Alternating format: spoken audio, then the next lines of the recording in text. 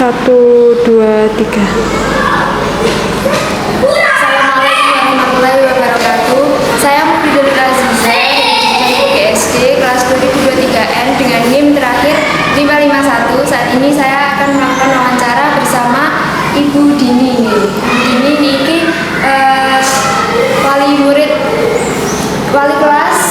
kelas dari kelas 6. Baik, sebelumnya saya mau bertanya, kira-kira sudah sejak kapan mulai mengajar di SD?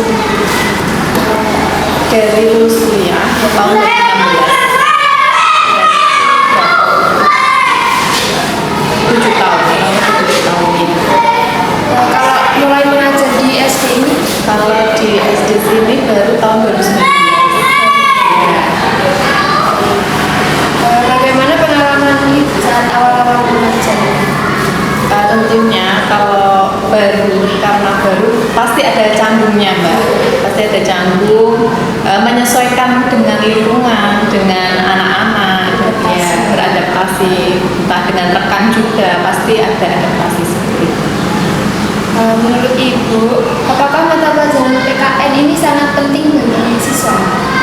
Sangat penting menurut saya karena dengan pelajaran PPKN itu kan memuat pembelajaran tentang Pancasila, tentang kenegaraan, kebinekaan, sehingga anak itu bisa mempunyai rasa nasionalisme itu dari pelajaran PKN ini. Selanjutnya, bagaimana respon dari siswa ketika melakukan kegiatan pembelajaran PKN? Kalau dari siswa untuk pembelajaran PKN itu menurut saya lebih senang daripada pembelajaran matematika atau mungkin IPS yang hafalannya banyak, karena kalau pembelajaran PKN sebenarnya itu bisa terintegrasi dengan pelajaran lainnya. Misalkan kita tentang sikap kan namanya PKN bukan hanya materi saja, ada pembelajaran sikapnya juga, itu ada dalam pembiasaan dalam misalkan sikap tenggang rasa, itu kan juga bukan hanya di PKN saja, pembelajaran lainnya juga seperti itu. Kemudian, apakah ada cara belajar yang membuat siswa itu senang di metode belajar yang diberikan?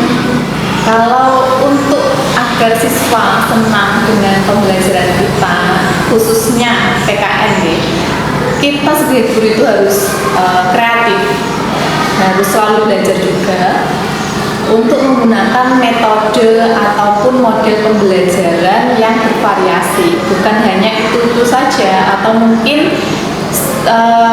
teacher center, berpusat pada guru.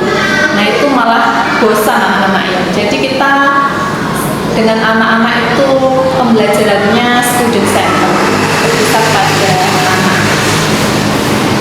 Kira-kira adakah contoh yang bisa diberikan seperti apa?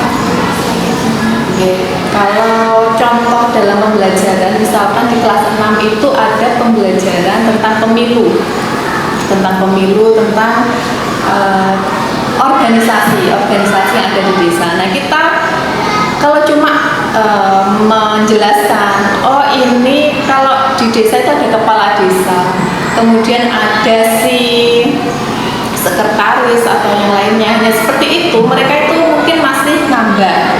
Nah, caranya kalau saya itu, karena kemarin balai desanya dekat, kita ajak ke balai desa, kita tahu kepengurusannya, kita tanyakan, kemudian mereka bisa wawancara, oh ini ada Pak Kepala Desa dan lain sebagainya.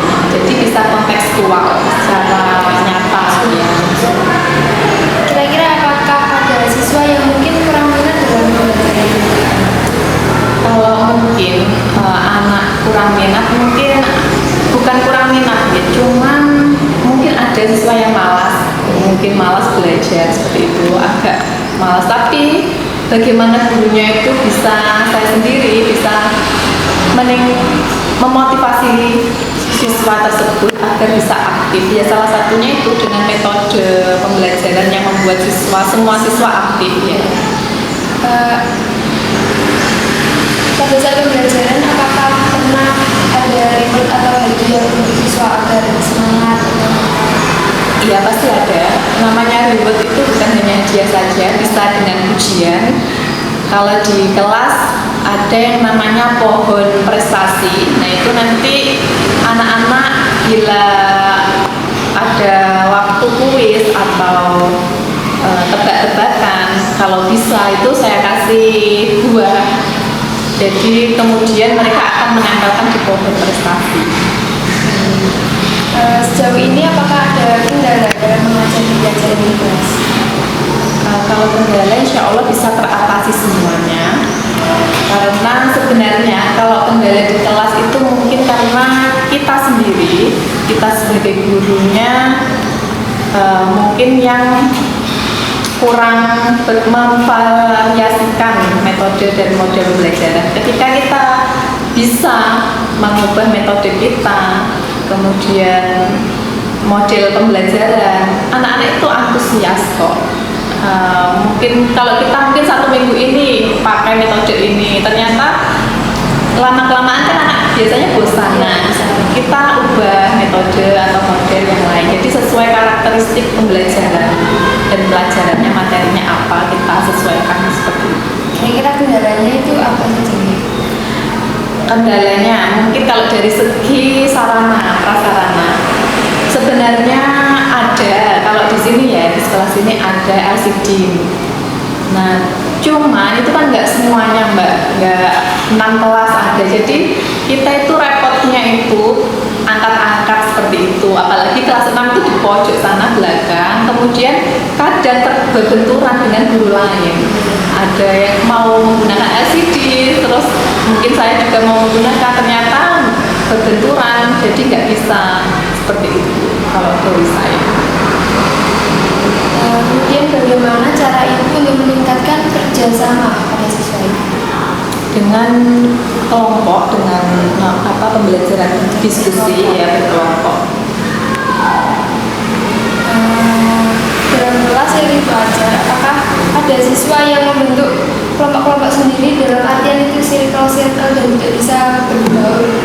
Awalnya ada, pasti ada itu namanya anak ya, pasti ada. Tapi ya pasti ada mbak. Tapi kita sebagai guru yaitu setiap saya masuk ke kelas, pasti saya di awal pembelajaran itu pasti memberikan sedikit motivasi atau nasihat kepada mereka. Terus mau pulang juga kadang itu kalau saya istirahat, kadang ya saya tunggu di kelas, saya tidak ke kantor seperti itu. Selanjutnya, bagaimana cara untuk mengenalkan keragaman budaya, lagu-lagu daerah, dan juga permainan tradisional pada siswa? Dengan kebiasaan mbak.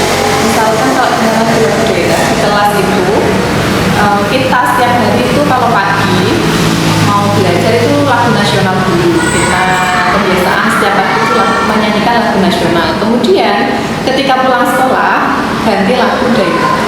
Ya, jadi dengan itu anak-anak mengenal atau bahkan bisa hafal.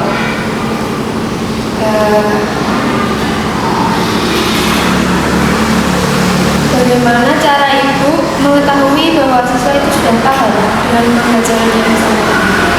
Tentunya ketika kita sedang melakukan pembelajaran, setelah melakukan pembelajaran pasti melakukan evaluasi.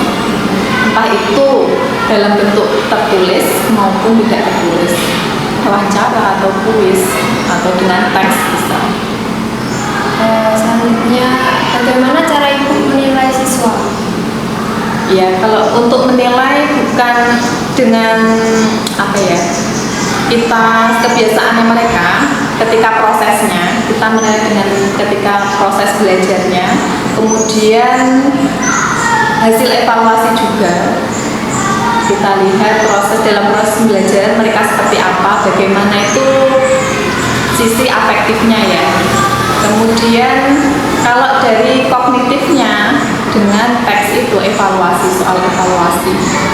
Kemudian setelah kita dapat, kita olah menjadi suatu nilai. Kan biasanya kalau menilai itu ada yang menilai sikap juga. Ya. Sikap itu sikap seperti apa yang masuk dalam kriteria? Untuk sikap banyak ya mbak, contohnya salah satunya sikap percaya diri.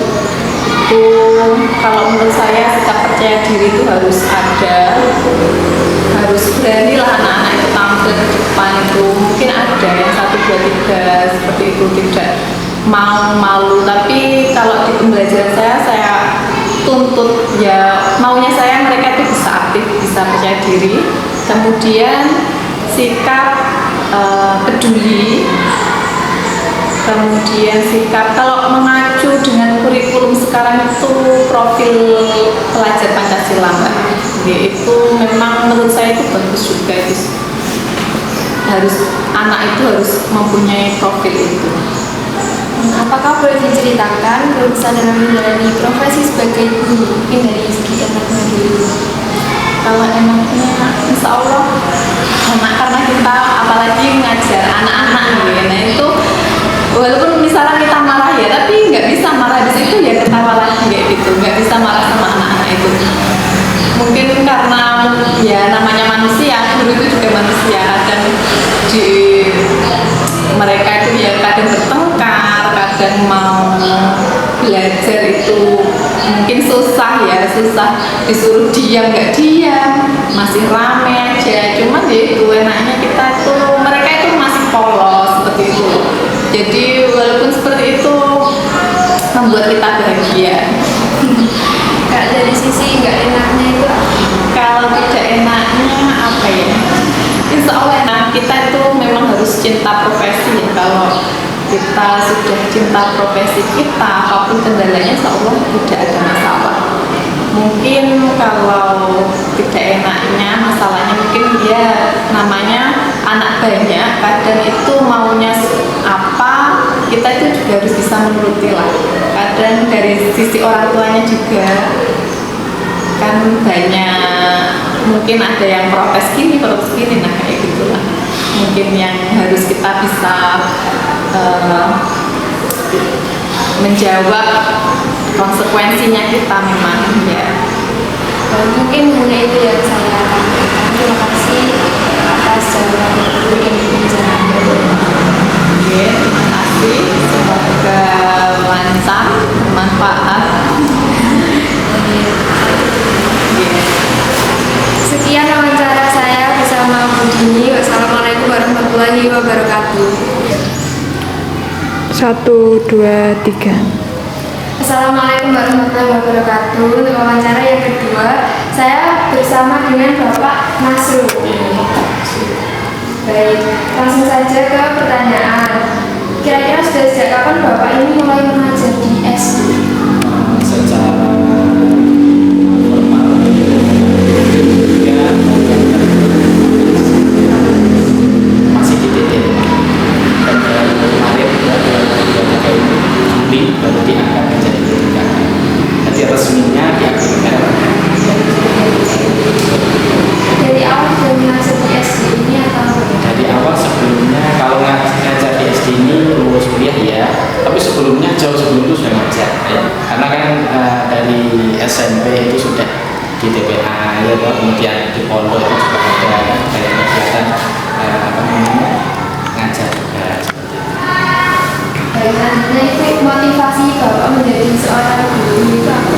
Ya, motivasinya sebenarnya nggak perlu sama dengan kebanyakan orang ya. Ya pasti kita itu inginnya ya generasi-generasi ke depan itu menjadi baik ya. Sebagaimana awalnya itu kan terinspirasi dari orang tua. Kebetulan orang tua itu guru, jadi pengen gitu. Orang tua ngajar kok kayaknya enak, seru, kayaknya santai gitu loh kan, santai. Kemudian kompaknya juga bisa dirasakan. Nah, itu awalnya. Kemudian setelah belajar ternyata apa namanya memberikan ilmu itu sebuah kewajiban. Mungkin sampai sudah paham ayatnya kan jelas, baliwani walau sampaikanlah walaupun satu. Jadi ada semangat itu. Selanjutnya, bagaimana pengalaman Bapak saat awal mengajar? Nah, ketika awal mengajar ini dulu ya, umumnya ya ketika ngajar pertama itu pasti nervous. Ketika tampil dilihat anak-anak itu sistem deg-deg. Tapi seiring perjalanan waktu alhamdulillah kan itu nanti kalau jam terbangnya lama otomatis sedikit mungkin kan hilang ya, bentuknya hilang, bisa lebih cair kan gitu. Kadang kalau kita itu ngajar pertama itu kan tegang gitu, gimana ini kayak gitu, ketika lihat anak hilang gitu loh. Kadang-kadang kata-katanya tidak terpapa dan sebagainya. Kira-kira Selanjutnya, menurut Bapak, apakah mata pelajaran PKN ini sangat penting bagi siswa guys? nah, ini kan PKN ini kaitannya dengan warga negara ya, apalagi kaitannya dengan Pancasila, Undang-Undang 45 ya, Model Pendidikan Kembali penting sekali.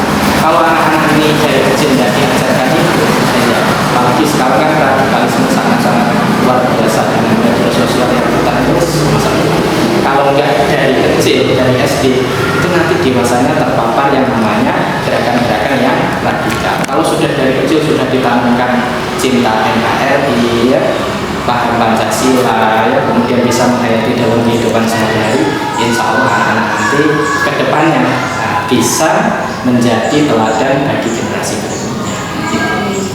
Selanjutnya, terkait implementasi Undang-Undang 1945, apakah di sekolah ini selalu mengadakan acara bendera?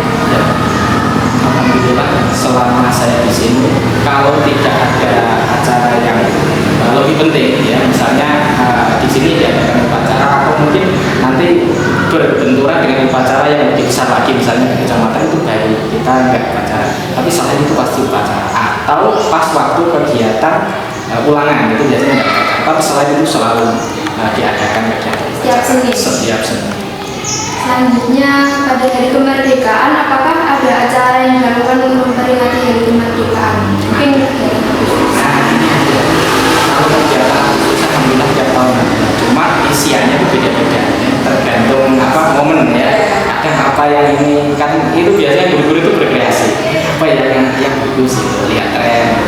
Tapi intinya adalah mengisi kemerdekaan dengan acara-acara yang positif itu selalu diadakan di sekolah, termasuk lomba-lomba. Selanjutnya, apakah siswa dapat konsisten mengimplementasikan nilai-nilai Pancasila dalam kehidupan sehari-hari? Kalau implementasi Pancasila, anak-anak itu rata-rata bisa konsisten, kadang-kadang bisa tidak. Nah ini tergantung ya.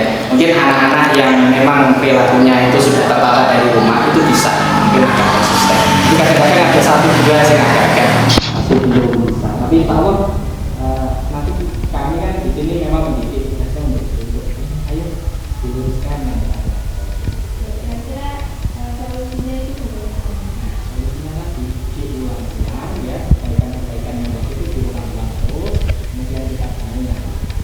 Pokoknya anak-anak itu tahu ini diulang-ulang. Kalau diulang sekali dua kali itu nggak masuk. Jadi kebiasaan. Kemudian dimasukkan ke dalam program sekolah. Ya, kalau nggak dimasukkan ke program sekolah, guru ini ngomong sampai ibaratnya sampai memel ya. Kalau anaknya itu nggak terlalu mendengarkan kan nggak masuk. Tapi kalau sudah program, insya Allah jadi kebiasaan atau habit, insya Allah nanti semuanya bisa. Selanjutnya, menurut Bapak, bagaimana cara mengimplementasikan semboyan Bhinneka Tunggal Ika di sekolah SD? Nah, kalau untuk anak SD, penerapan Bhinneka Tunggal Ika itu ya kita sering-sering mengadakan acara bersama. Mungkin anak-anak itu kan kadang-kadang antara satu dengan lainnya kan nggak sama, entah itu agamanya ya, entah itu etnisnya ya.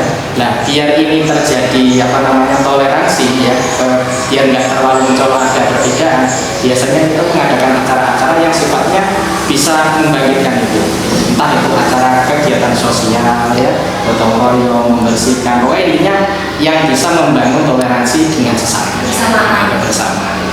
Selanjutnya, menurut Bapak, bagaimana cara mempertahankan toleransi tersebut pada siswa? Pada siswa ini susahnya. Ini mungkin PR untuk Bapak Ibu guru ya. Tapi sebenarnya sudah dilakukan, cuman kadang-kadang kita itu masih belum bisa semuanya 100% ya. Caranya yuk kayak tadi itu, pokoknya diadakan acara-acara yang baik, yang positif, yang bisa membangun toleransi tadi. Tapi kadang kadang-kadang itu masih ada yang kurang gitu. Nah ini yang kurang-kurang ini mungkin perlu sinergi dengan pihak-pihak yang terkait. Termasuk mungkin kita sekali waktu kayak kemarin itu diadakan dari Polsek, dari TNI, ya, dari Polda itu datang ke sini untuk memberikan tambahan toleransi. Selanjutnya, di sekolah ini apakah ada kegiatan keagamaan yang rutin dilakukan? Banyak sekali. Banyak. Nah, contohnya yang sering kita lakukan itu setiap hari Selasa, Rabu, Kamis sholat duha di pagi hari ya. Itu seluruh kelas? Semua dari kelas 1 sampai kelas 6 serta Bapak Ibu itu rutin ya, hampir beberapa tahun terakhir ini.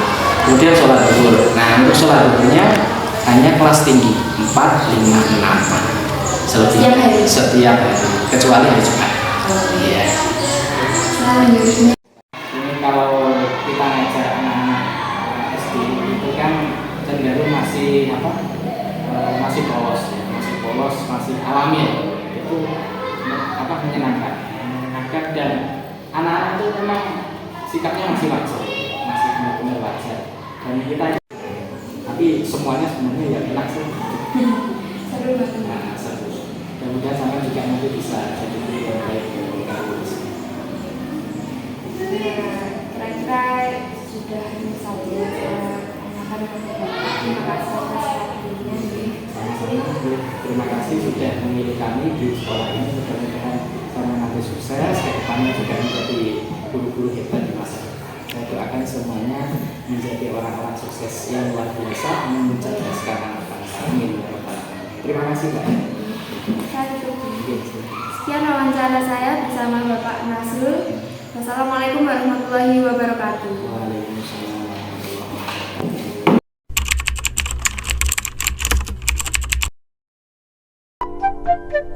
wabarakatuh.